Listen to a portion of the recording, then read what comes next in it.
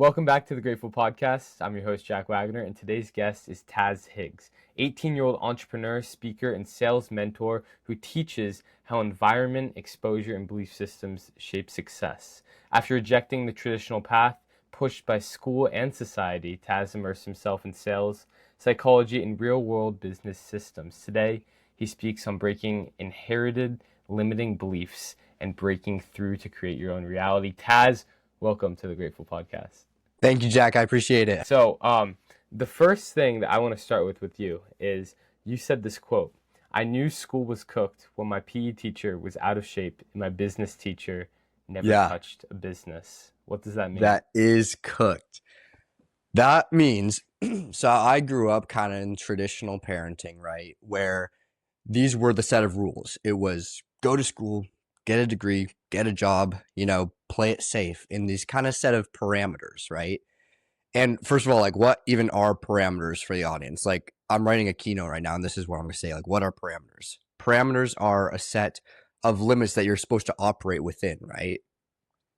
And these were my parameters that were put on, not by me, they were put on by surrounding people in my life, right? Parents, grandma, grandpa, sister, teacher. And what these do is they say these things, right? Sorry. They enforce kind of a belief around me that, like, this is what to do. These are the rules. I have to follow them. I don't know why I have to follow them, but I do. And I hadn't been exposed yet, right? The law of exposure is this: once you've been exposed, you can never be unexposed. So I wasn't exposed yet. And I started looking around who was teaching me these things, right? My PE teacher was fat, so I was like, that doesn't really make much sense. My business teacher never touched a business, right?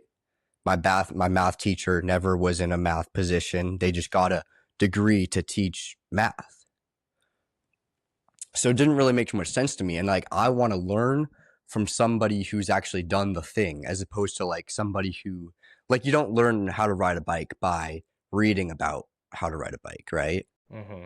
You learn it by getting on there and falling and getting on there and falling and getting on there and falling. So it's like, it's a little bit, I don't know. I don't think a lot of people start to recognize that gap between like who it is that they want to be and who it is that they're getting the information from. Yeah. That makes sense. Yeah. 100%. Yeah, we learn from people who have been taught to teach, not from people who have learned through experience. And almost all learning is done through experience. You can have the smartest person that knows all this information. I think we've all met the smart person that is not doing very well financially, in their relationships, in their health, right? Intelligence, which is the information that we've gathered, does not directly correlate to success in the ways that we want it to. And so we need to learn from people. If we're trying to find people to learn from people that have learned through experience, that can kind of shorten that gap between where we are and where we want to be. Yeah, 100%. I think real learning is state-based. Like, all learning is state-based, but we need to get in like an active state of learning. And like, all throughout my life, it's always been passive learning, where it's like talking at instead of talking with. So I think, especially as like transformational speakers, which I'm not like one yet, right? Keyword yet. We need to be able to include who it is that we're talking to with the, so like, I always like hands-on stuff, right? Trial and error, as opposed to just like somebody talking about and like writing, right? That wasn't really my jazz. But that's what I was given. Right. At what age did you start to seek something else? So when did you start to put together the idea that, oh, well, my PE teacher's fat, my business teacher hasn't created the business? Like, when did you start to connect those dots? It was funny. I made a video when I think it was like 14, 15. It was right in the middle of like middle school kind of. And that's when I started to like look around. I saw like some people on Instagram like saying these things, and made me think like all they did was get me exposed. All they did was offer me perspective, which hadn't been given to me and I couldn't find that perspective anywhere in the real world because it wasn't there. It was only like somebody I saw online. And once I heard that perspective, that's when things kind of shifted from like, just like, okay, I'll do this, whatever. I don't know what I'm doing. I was like lost, right? Once you see that new perspective, it once again expands what you can see. So once you see it, you can never unsee it. So you were 14, 15, you saw some videos online that were kind of talking about these ideas of your teacher may have never done this, and that kind of exposed you to this new way of thinking that was impossible if you hadn't tried to expand your 100%. perspective. Yeah. But oftentimes we need somebody else to extract that other perspective out of us versus just trying to search for it, because I don't know what I would be searching for unless somebody else pulled it out of me. Also, I'm just remembering now that you say this, like there was one key moment, and it was actually, so I own a window cleaning company. And there was one key moment where things kind of shifted. It was more on the financial side of things. And so I grew up, working like 3 jobs here and there, grocery store, golf course, sandwich shop, that kind of jazz. Um, and there was one day I saw these kids online cleaning windows. Like they just picked up a squeegee, they were knocking doors. And before them, I was a hustler. So I would try to get a tip anywhere, a quick buck, anywhere I could. And when I saw those guys doing it, the next day I tried that and I made the same amount of money as I did the prior month working all those other jobs. So that was like, they call it like the Mardi Gras moment where it's like, oh my goodness, what am I doing?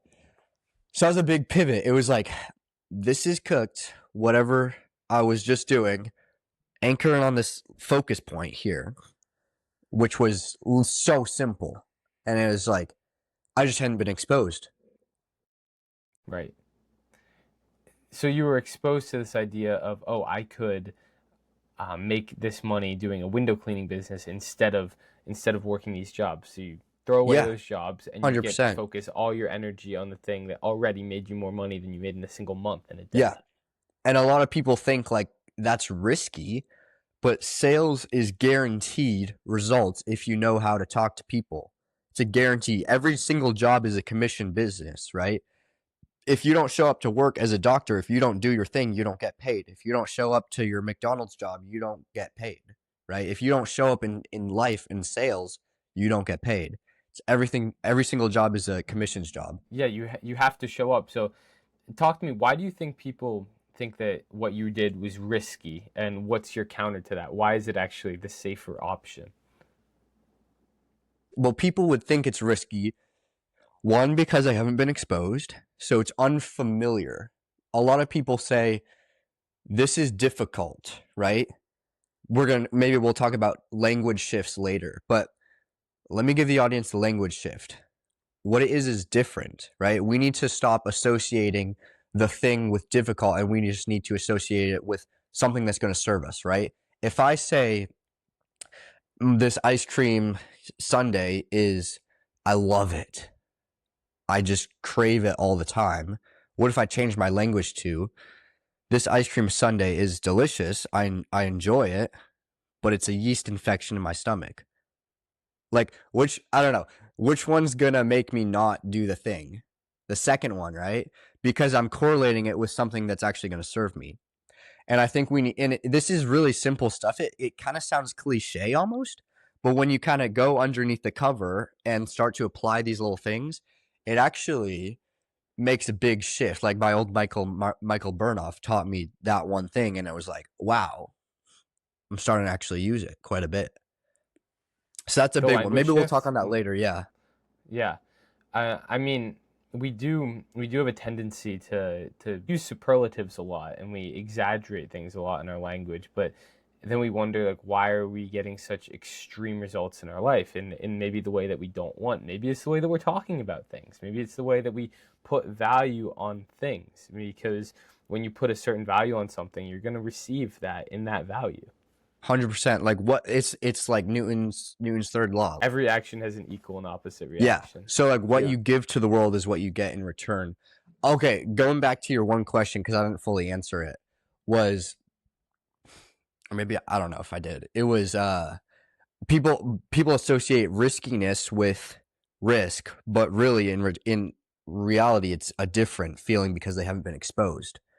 So what my argument would be to that person is like, look in their life, like either one is risky, either one is hard, right? Working a job, 9 to 5 for your whole life, that's hard. But also Hmm.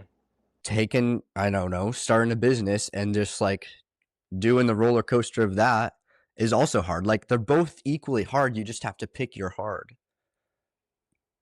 The biggest hindrance toward me making progress to my goals is my inability to monotask. When I'm doing something and I'm not making progress on it, I'll instantly switch to another thing. And then I don't make progress on that and I switch to another, perpetuating this cycle. But in the past week, this has all changed because this amazing company, Magic Mind, sent me 15 of these mental performance shots they have. And they've made such a big difference. I've had one each of the past 7 days. And it's really made me be able to finish tasks before I move on to the next. I have concentration that lasts longer because of the caffeine that doesn't just hit you all at once, but it actually hits you continuously over a 4 hour time period. It's made such a difference in my productivity, and I'd love for you guys to get to try it out. So if you use Wagoner20, the code Wagoner20 at checkout, it'll be in the description as well. You can get 20% off these shots and 48% off a bundle of 30 of them. So if you want to check it out, go use the link in the description. What made you choose the business? Or because obviously if there's so many people that choose a traditional route, right? And Yeah. you are very opposed to a traditional route. So why do you think, if they're each different in their own way, right? One's not necessarily more difficult than the other, why do you believe that entrepreneurship, building businesses, especially at such a young age, is a very unique thing to do? Why is the unique option the one that you believe to be better? I love that. I have an answer that I tell a lot of people. And for me it's a really simple question. Um and I don't know. This is a little controversial, but I'll just say it cuz controversially builds controversialism. Is that a word? I don't know. Controversy? Basically something like that. Yeah, yeah. Um for me it's simple. I look at every single possible path out of college. Okay? Directly out of college, 10 years after college, 5 years after college, 30 years after college. And I look at the general kind of results of that and I correlate with that with like, is any of that what I actually want? And for me, what I've seen is absolutely not. Not at all. And like, I'm sure there's so many stories where like that actually works out. But for me, I'm looking at the overall picture because that's what actually drives my decisions. And I'm like, is that the life I want? Is any of that the life I want? And the answer is no. So I'm not going to do that thing because doing that thing results in that. And if I don't want that, I'm not going to do that. I think the most important thing that you said there is you thought about what you actually want. And the Yes. thing that Bob Proctor talks a lot about is you have different types of goals. And most people in their lives, I actually made a video on this yesterday, most people go after the things that they think they can do, right? So if you start a business, maybe someone's going to do something that they think they're good at. Or if you go to school for a certain degree, maybe you're going to be an engineer because you've always been good at math. So you think that you're good at that. You think that that's something that you can achieve. But what true goals are is something that you really want. And so few people sit down and take time to think about what they really, Yeah. really, truly want. And that's why people quit. Because if you're going for something that you think you can achieve, you're attached to the result of that thing. And when you don't see instant progress in it, you no longer think you can do it, right? And so then you're going to quit. And that's where you get the 3 feet from gold. That's where someone quits right before. You know that meme, right? Where there's a miner and they quit Diamond. Yeah. right next to the diamond. And that's because they think they can do it. They thought they can do it. And that's why they chased that certain thing. When they failed to see result, they just said, oh, I'm going to go try something else that I think I can do. Instead, for you, you chose the path that you are truly attached to in the way that you truly want it. It's your goal because you figured out, oh, that's actually what I want in my life. And when you truly want something, you're not Yes. going to quit because you want it so badly. what you're saying about, can I just go on a little riff right here? Of course, go What for it. what you're saying about wanting is really interesting, and I have a perspective that Michael inflicted on me, which is this: like what we say we want as people and what we actually want internally are two very, very, very different things. They're through like a filter. I made a video about this. It's like through the microphone filter. That's it. Because like right now, when our shoulders are up, like after 15 minutes of talking, we've dropped. We're comfortable, right? We're the same age. There's no pedestal gap here. And that was one thing that people do. Like I always used to put people on a pedestal, and what Hmm. happens when I put somebody on a pedestal, my power goes down. So that's kind of, you can't intercept on the same level there. But when we have a language shift into what it is that we actually want, let's say somebody says, I hear this a lot. They're like, I want to have better relations. I want to make more money. I want to get a cool car. I want to have a better relationship with my son, my wife, whatever it is. Really, what they actually want is something totally different than that. What they actually want is to love themselves more, or what they actually want is to understand their own internal communication or their own internal influence. Because like if I got better at labeling my communication on like what things are, that would result in not eating, picking up the pizza, or going to the gym, or staying true to my word, staying congruent, because I mean what I say and I say what I mean and I do what I say. That's congruency. And I think people need to start associating better communication with the outcome of the thing that they're trying to get, but they're confusing it because it's through that filter. Does Yeah. that make sense? I don't know. 100%. That's a great analogy. That's a great analogy. Our actions reflect what we truly want and what we're truly thinking, right? And so if we're acting and getting results that we don't want, we have to think about, okay, what am I actually thinking about? What's going on in here that's causing me to act in this way that gets these results, right? Because I mean, if you truly, truly wanted to be fit and be jacked and feel really healthy, then why are you eating that pizza or that Yeah. chocolate? And it's because they're not serious about it. They're not serious about the thing. If you actually wanted, if you actually, no, sorry, not even want, if you actually needed the thing, you would already have it. And the reason why you don't have the thing is because you're not serious about it yet. So how do you become serious about it? How have you done that? Once again, you need to think about what it is that you actually want. And if you're not, if you don't, if something doesn't serve, if the result of something doesn't serve your life that you want, obviously don't get it. And I think that's the removing of the filter. Like the answer to most of these things is a lot simpler, but we confuse them with all the clutter in our lives, right? So Yeah. we need to get to the core of what it is that we want. So like let me ask you, like when you were a child, when everybody was a child, what's the one thing we like care about most? I mean, we want our parents to love us. We want our parents to love us, okay? So we want respect, we want credibility, we want love from other people, we want respect from other people.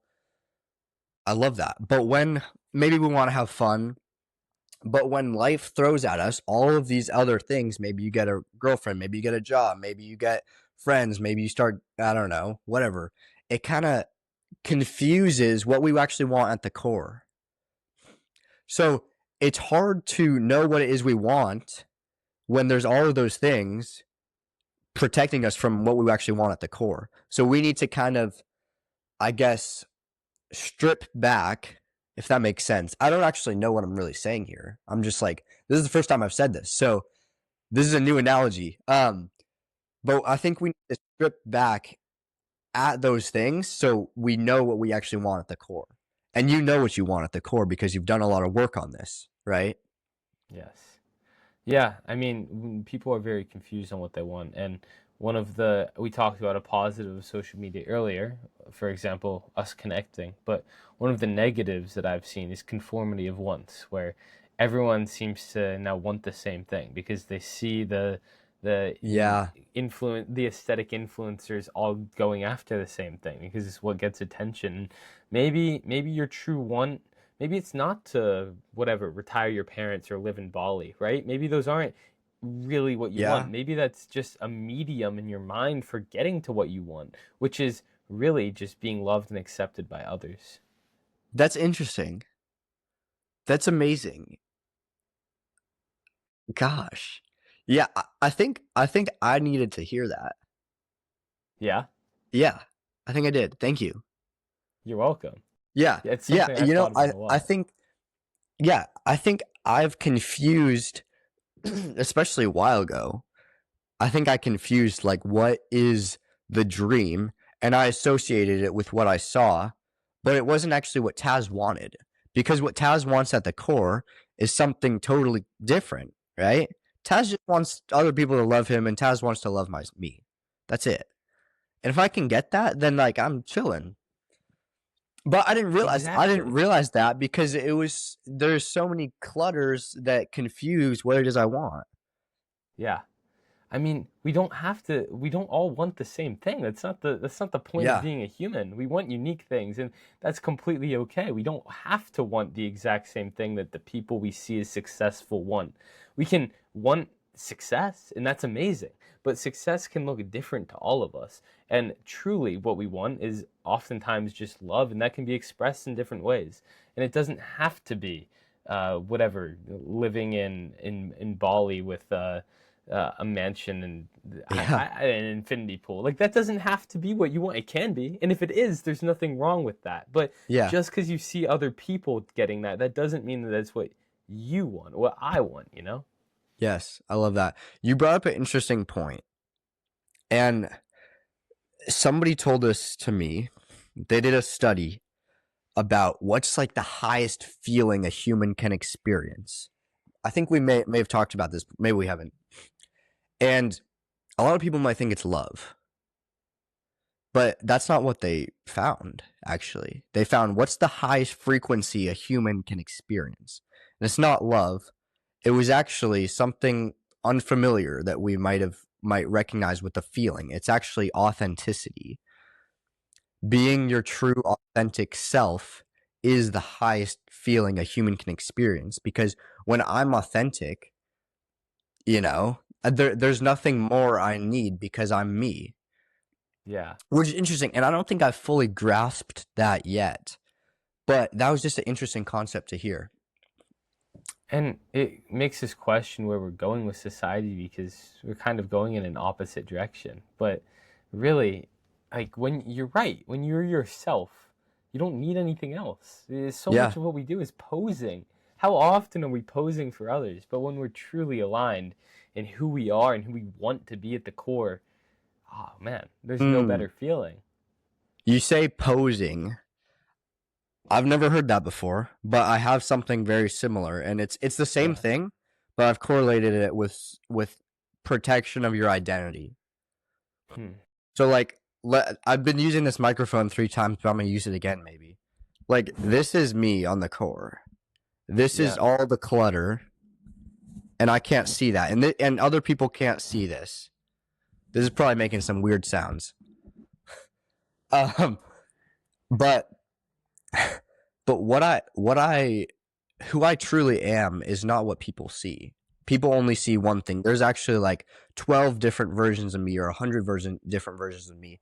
And there's an identity that I want to show to you that's not me because I have that filter. There's an identity I want to show to other people because I have that filter, but it's not truly me.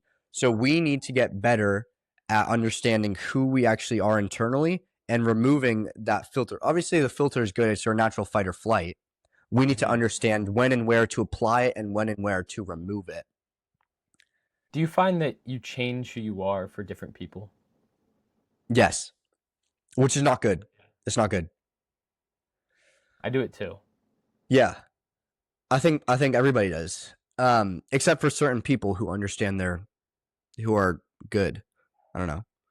The thing about it though is like you're a salesperson. I'm always like I love talking to people, and if you want, a lot of times it's a requirement of of being a good salesperson is you're going to change who you are to be more relatable to the person you're talking to, you know? And it's Yes. like it's always been a mechanism that I've been very good at. I've been always very good at fitting in with different groups of people because I can change who I am, but it doesn't Mm. always feel good on the core. And it's an interesting thing. It's like we keep it because it applies some utility to our lives, but it might not maximize the thing that we're truly wanting.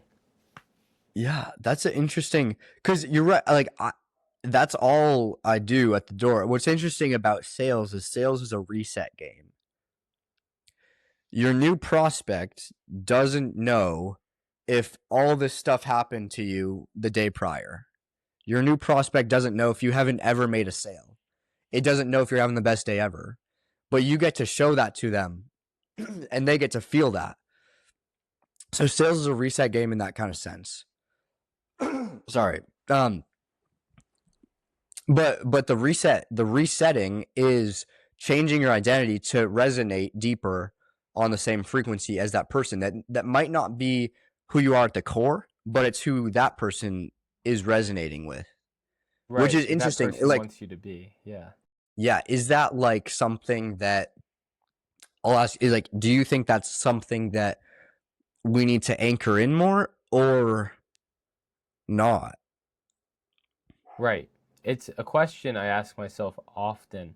Have you ever read Dale Carnegie's famous book, How to Win Friends and Influence People? I actually have it. Um, Okay. But let me be vulnerable right now. I've never read a book cover to cover in my life. Like chapter book, full chapter book. Never done it. Never ever. I'm like very dyslexic, but obviously that's an excuse. I've read little picture books, but Yeah. no. No, no, no. I've like never read like a book chapter. I actually have literally his book like right here. This isn't it, If but you're this is a similar book, Getting to Yes. This is yeah, like negotiating. Yeah.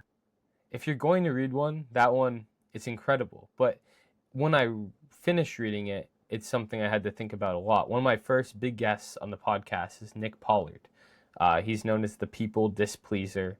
A week before I had him on my show, he was on Chris Williamson's show, um, and he's incredible.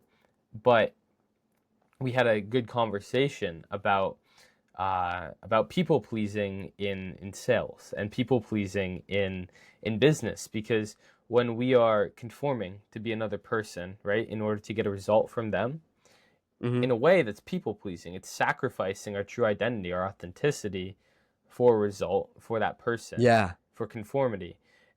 And so where is the line? At what point are we like, no, I'm going to be my true self? Because when in friendship, once you start to embrace who Yes. you truly are, you may have less friends, but you're going to have higher quality friends, right? Same in any Big type of time. relationship. But at what point is that something you think about in business? Well, I think you just made the answer right there. Maybe. I mean, I'm unfamiliar to this, but when we when we mask an identity to other people, that's an uncomfortable feeling because we have to actually apparently change something about us. That's like, okay, this is me, but this is actually not me. And that's an uncomfortable feeling. When we do that, it's not comfortable. So, in true friendship, I notice like in relationships, like I used to do this. I had a girlfriend and I was a different person around her when I was around my girlfriend, or sorry, around my grandma or my bros, whatever it is. I'm a different person. And that wasn't authentic. But true, you like you said, like true friends are authentic and they just be themselves. But the answer I think you stated was in business, in order to intercept someone on their level to drop their guard, we do need to change our identity a bit in order to resonate with them on a deeper level. And if that's something that you want to sustain, then you show them more bits of who you actually are authentically. And if not, then you just are who you are. As many of you know, gratitude has transformed my entire life. I went from feeling like I wasn't enough while trying to achieve so much to feeling like the person who has already achieved all of that. And it's not only manifested my life in terms of joy, but it's manifested so many results and so much amazingness outside of me in my life as well. And that's why I recently wrote From Burnt Out to Grateful. I wrote down my entire gratitude protocol, everything I've done to get from where I was feeling stuck and burnt out at 15, 16 years old to where I am now about to turn 19, so joyful with this podcast, doing great in school, traveling the world. And I really, really am just so excited and proud of the work that I did here because I know the power it has to transform your life if you put these practices into your life, if you actually use them and take the action. So there's a link in the description, From Burnt Out to Grateful. You can get the 25-page ebook for just $10. No pressure here. It's, again, just a way that you can help support the podcast and also learn some stuff for yourself and continue to improve your life. Yeah.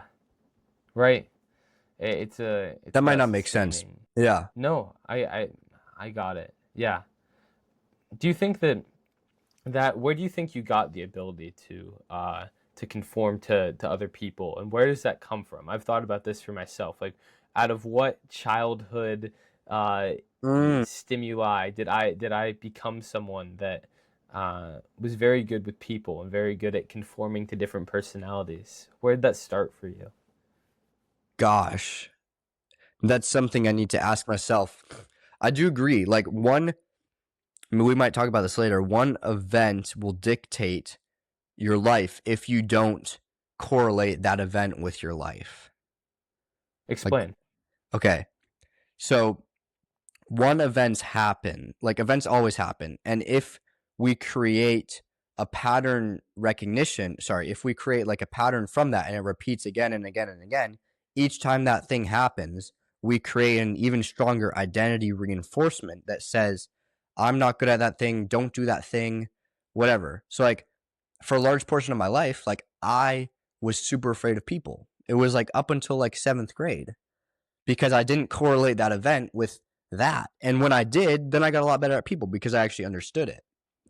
But like the example is like I would always cry in the principal's office right before school because I was so afraid of any human interaction because so many times before that something bad happened, right? Let's say you get up on a stage and you flunk it, or you're doing some kind of skit on the stage and you flunk it and everybody laughs at you. That creates a new identity reinforcement that says, I'm going to avoid that thing. The job of the brain is to keep us safe. So we're going to avoid anything similar to that because last time we tried the thing, it got us in that position, which is not something that I want. And that's really simple, but many people don't strip away at those core factors, like why you are the way you are. So, do you ask yourself a lot of questions? Yes, big time. Like, yeah, I have hundreds of pieces of paper on my desk that are just like writing of like, okay, why? But a lot of times it's other people's questions, and I just write it down and then answer it later because it's like something that I actually need to ask myself. Interesting. Most of the Wait, work, yeah. most of the work is on yourself, like internally. What were you gonna say? People get that wrong. I was Yeah, gonna say, when did that start for you? When did you start to realize I need to do work on myself if I want to change my outer results? I think. Okay, I think once again when this all started, like 14, 15, 13, when I correlated other people telling me things didn't get me the result, Hmm. and if nobody else is going to get me the result that I'm seeing, then I need to work on my own internal vision of what it is I Hmm. want. And and in that process, obviously you find people who are doing the thing you want, so you're going to maybe listen to them. But once again, a lot of the work is internally when you start to correlate what you're doing as not the life you want. And when you have that gap, it's like it's a signal from the universe that says, okay, you need to focus on you. You need to talk to yourself. Yeah, so much of what we do has to start inside, and it's something I've been thinking about a lot. And it also has to come from the two things that I think are most important to creating change are starting inside and getting stuff from people that are in the place that you want to be. Like I know you're working with like Dan Martell, who's someone Yeah. that's done incredible things and is I bet you'd be very happy if your results look like Dan's results. So Yes, you're learning from someone absolutely. that has the results that you are looking Yeah. for. Okay, a lot of my friends, so I've spent a lot of my time and money on personal development. And when I do Hmm. those things, everybody around in my life says like, "What are you doing? Why are you doing this? Don't do that. That's stupid. That's stupid what you're doing." And it's really interesting because like the people telling me those things have nothing to do with the life I want, and the people who are doing the life I want are telling me to do those things, and those things are great. What's interesting about courses, like, getting coaching from somebody, is when I do that thing, let's say the course was horrible, okay? I still get the result because I invested into it. The fact that I invested my time and energy and money into the thing means I'm one step closer to the thing, regardless of what the material in the course is. If I buy a course for $500 a month on how to drink more water and there's nothing in the course, I'm going to drink more water because I Yeah. invested into the result, regardless of what the material is. And that's something that people don't correlate with courses and coaching, is that even if it's horrible, you still get the result because you're that many steps closer to the thing because you invest in yourself. And that just sets you apart from the rest of the crowd. Yeah, it's so interesting looking at the contrast between what people in the position that you want to be in say and tell you to do, and what people that are maybe you're trying to get away from that result, what they tell you to do. And I mean, I've invested thousands and thousands of dollars into myself, into learning how to Yeah. grow businesses, whatever. And I mean, I get better every time, right? And but most people, actually, people I go to school with, I don't know if any of them have ever invested a single dollar into stuff like that. And Yes. it's like, well, I'm getting results. The more I do this, the more I'm getting results that I love. The more I'm loving my life, the more Yes. aligned I feel. So I'm going to keep doing that. I don't need to follow what they say because they Yeah. don't know. And that's ignorance, you know? They haven't been exposed to it yet, as you would say. Yeah. That's the right way of thinking about it. But I think people confuse that because what if there's two different crowds of people telling them totally polar opposite things, that's confusing, right? And when we don't look at who it is that we're telling those things and who's telling us those things that has the life we want or something similar, the result that we want, then that's confusing. If that makes sense. Like if I'm gonna, this goes back to the teacher thing. Like if I want to learn business, I'm not going to hear from somebody. I don't want to listen from somebody who has a degree on business. I want to learn somebody who has a successful business, Yeah, which it's is so something true. people confuse. Yeah.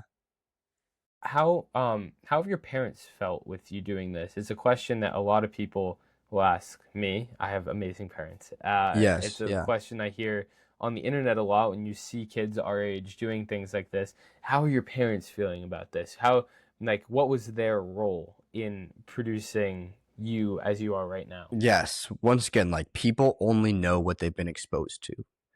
And my parents, similar to yours, similar to so many others, are very traditional because they've only been exposed to a certain set of parameters, which is do this, do this, do this, do this, do this, and you get this. But this isn't the life I want, so I'm not going to do that. And naturally, humans have resistance to that. If I've done something that works and I'm telling somebody else to do that, they can do that and they're going to get that result. But if the result isn't something that they want that's different from mine, then they shouldn't do that thing. So I think obviously they have resistance to that and they're very traditional. Like everybody in my family wants me to go to college, do the thing, right? We've heard this. It's very Checklist. familiar. Yeah. Yeah, check the boxes. Checklist. Yep. That's it. That's it. You nailed it. So absolutely. I mean, huge resistance. But what they need is a proof of concept. And when I was able to give that to them, slowly and slowly, that kind of filter fades of like who we want Taz to be and who Taz wants Taz to be. Yeah. I think parents truly just want you to be happy and safe. And the reason that people around you that love you, it might seem like they're trying to hold you back, is because they just want what they think is best for you. And sometimes what they think is best for you isn't what you know is best for you. Yes, it's mom's first time doing life. Also, yeah, that's a great quote.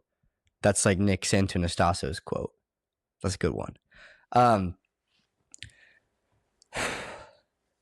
Yeah, like oftentimes the people who are closest to us affect us negatively the most inside our lives because they just want to keep us safe, right?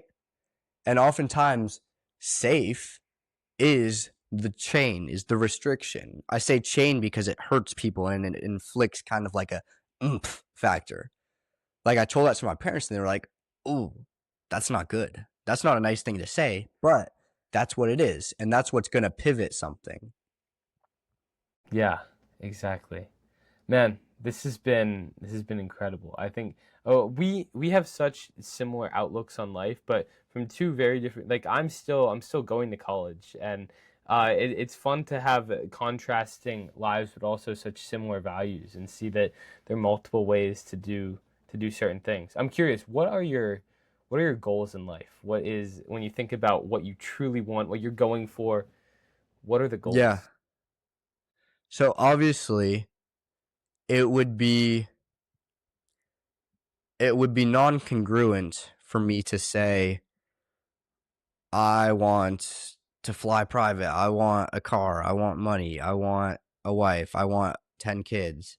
That would be incongruent for me to say because of all this conversation. Obviously, what I actually want is the result of those things. And that's the filter, and I'll describe those things. And it's I want freedom of mind. I want to think what I think, and I want to believe what I think, and I want to preach what I think. And I want people to love me. I want to love myself. I want to be authentic. I want to know who I am, which a lot of people don't. And right now, I don't. I don't know who I am really. I'm confused. I'm like, I'm I lost. love the authenticity. Yeah. Yeah. So that's what I want. I want to like know who I because like right like I just did an exercise. This is deep. I did an exercise with Michael Burnoff. Everybody they took a picture of us and we just looked at them. We looked at that person, little picture for like half an hour. And my thought was like, I want to get to know this guy better.